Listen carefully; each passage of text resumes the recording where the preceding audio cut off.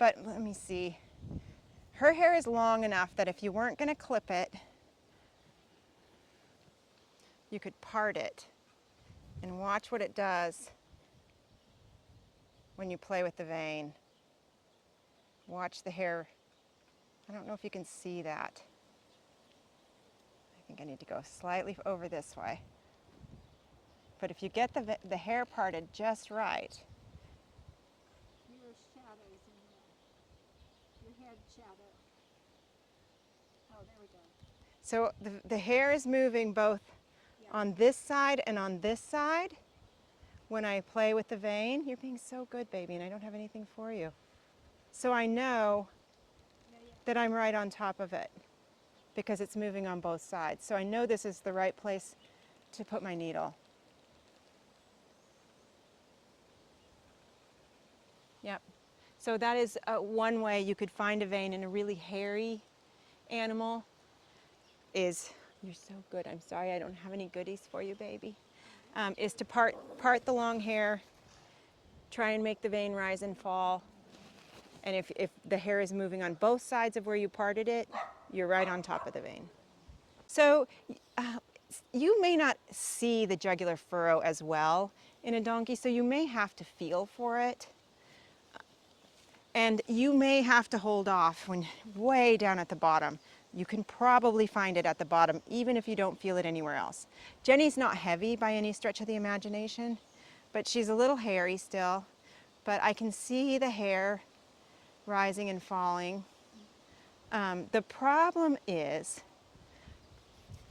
her hair is long-ish, and it's growing downward. So when you do this, you may place your needle where you're seeing the hair moving here at the tip, when actually the vein is here. So you can be like a half an inch or an inch off of where the vein is just because you're watching the tip of the hair and not going to the base of the hair.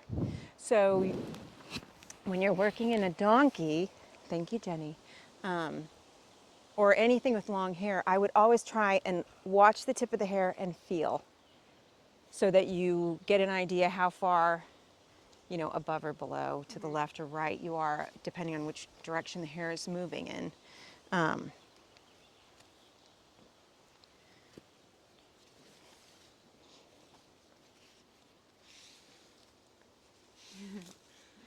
And you're always better off up higher. And again, I'll go ahead and lift her head up and see if that helps you some, because we were working with her head down. And just lay your fingers up here and feel, because sometimes feeling is how you're going to have to find it. You will not always be able to see. So honestly, even in animals where you can see the vein, if you're in a situation where everything's nice and quiet and you have some time, I would take some time to hold it off, milk it a little bit to get the vein bouncing, maybe even close your eyes while you lay your fingers on and feel it, so that you get really good at feeling where a vein is. I can see the hair moving right there, but maybe it's just because the hair is sticking out a little bit. Okay, and then I can feel it. So anyway, that's how you're going to probably have to work on a donkey, is by feel. Okay. Yeah, and again, particularly in a donkey, if you're having trouble figuring out where it's at, go to find the bifurcation. Oh, we'll let her have a little ear rub there.